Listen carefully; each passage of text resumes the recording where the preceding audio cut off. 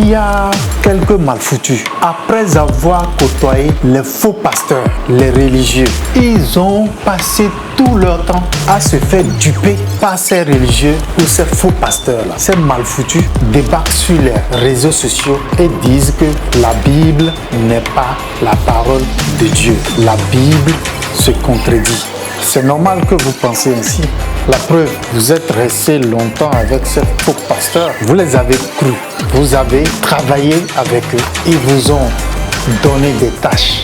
Vous les avez défendus. Vous avez suivi à la lettre ce qu'ils vous ont dit. Finir de servir ces faux pasteurs et ensuite se planter devant les caméras, devant le micro et sur les réseaux sociaux, dire que la Bible se contredit et que la Bible n'est pas la parole de Dieu. Cette parole n'est pas destinée à n'importe qui. La preuve, toi tu n'as pas dit que la Bible ne contient pas la parole de Dieu et que tout ce qui s'y trouve dedans, que ça a été façonné, créé, fabriqué par des chiens. C'est normal que tu dis ça.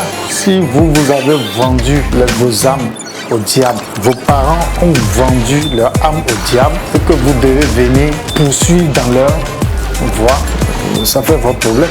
Laissez-nous la Bible tranquille. C'est votre opinion à vous. C'est votre opinion. C'est pas notre problème. Mais ce que je vais vous dire ici, la parole de Dieu est destinée pour certains. La Bible ne se contredit pas. La Bible ne s'est jamais contredit. Jamais. Et la Bible ne se contredira jamais. Et il y a un jeune homme là, en parlant, il m'a posé quelques questions. Et je voudrais le partager ici. Est-ce qu'un homme de Dieu peut arnaquer un chrétien? Bon, un homme de Dieu, déjà, c'est un chrétien. Maintenant, un chrétien peut-il arnaquer un autre chrétien? C'est pas possible. Impossible. Un chrétien, un homme de Dieu ne peut arnaquer un chrétien. Parce que un homme de Dieu, il est d'abord un chrétien. Il est chrétien. Et il dit que ce qui se passe dans les églises alors. Je lui dis, un religieux peut arnaquer un autre religieux. Un religieux ne peut jamais arnaquer un chrétien, c'est pas possible. Si dans vos églises, vous voyez vos pauvres pasteurs, vos maudits pasteurs qui vous arnaquent, mais écoutez, c'est parce que vous n'êtes pas des chrétiens, je suis désolé. Parce qu'un chrétien, quand on lui dit ce qu'est la Bible ou bien on lui explique quelque chose de la Bible, il comprend. Si un faux homme de Dieu dit quelque chose qui n'est pas juste, un chrétien, il le sait.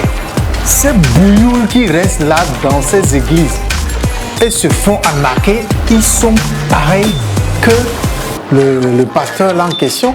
En fait, c'est des connards qui se font arnaquer. C'est des bêtes qui se font arnaquer. C'est des ignorants qui se font arnaquer.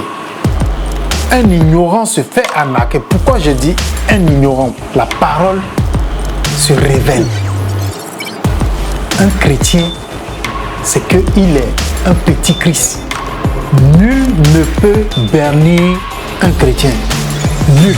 Donc quand vous parlez de les chrétiens se font arnaquer, mais excusez-moi, ce ne sont pas des chrétiens.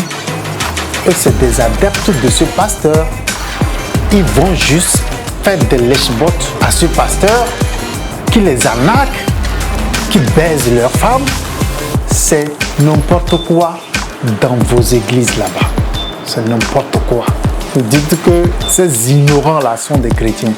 Je rentre dans les Écritures pour vous montrer que le message n'est pas destiné à tout le monde. Ce message n'est pas destiné à tout le monde.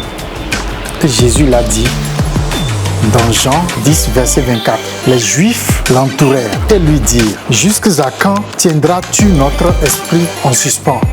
Si tu es le Christ, dis-le-nous franchement. Au verset 25, Jésus leur répondit: je vous l'ai dit et vous ne me croyez pas. Les œuvres que je fais au nom de mon Père rendent témoignage de moi. Au verset 26, mais vous ne croyez pas parce que vous n'êtes pas de mes brebis. Vous ne croyez pas parce que vous n'êtes pas de mes brebis. Jésus leur répondit, je vous l'ai dit et vous ne croyez pas. Les œuvres que je fais au nom de mon Père rendent témoignage de moi. Mais vous ne croyez pas parce que vous n'êtes pas de mes brebis. Mes brebis entendent ma voix, je les connais et elles me suivent. Je leur donne la vie éternelle et elles ne périront jamais. Et personne ne les ravira de ma main. Mon Père qui me les a donnés est plus grand que tout. Et personne ne peut les ravir de la main de mon Père. Ce verset bien certifié qu'un chrétien ne peut perdre le salut. Ce message s'adresse aux chrétiens. La parole se révèle en eux. La parole divine se révèle en eux. Et personne ne peut tromper un chrétien, ni l'arnaquer. Personne ne peut arnaquer un chrétien.